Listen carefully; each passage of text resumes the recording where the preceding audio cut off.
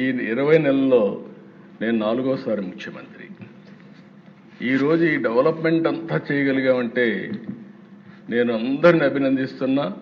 ప్రత్యేకంగా ఢిల్లీలో ఉండే కేంద్ర ప్రభుత్వాన్ని మనస్ఫూర్తిగా అభినందిస్తున్నాను. దేశ వెంటిలేటర్ పైన ఉండే ఆర్థిక వ్యవస్థ ఆ సమయంలో కానీ ఆక్సిజన్ ఇవ్వకపోతే ఏమవుతుందో మనందరూ తెలుసు.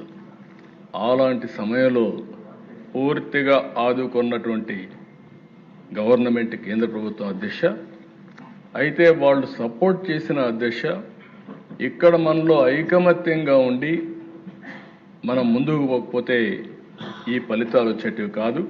అటు సపోర్ట్ తీసుకుని మనమందరం కూడా ఒకే మాట మీద ముక్త కంఠంతో 20 నెలలుగా 3 పార్టీలైనప్పటికీ ఎక్కడా భేదాభిప్రాయాలు లేకుండా సమైక్యంగా ఒక పర్పస్ కోసం పనిచేశాం. కాబట్టి నేను ఊహించిన దానికంటే ఎక్కువ అభివృద్ధి అయ్యే పరిస్థితి వచ్చింది.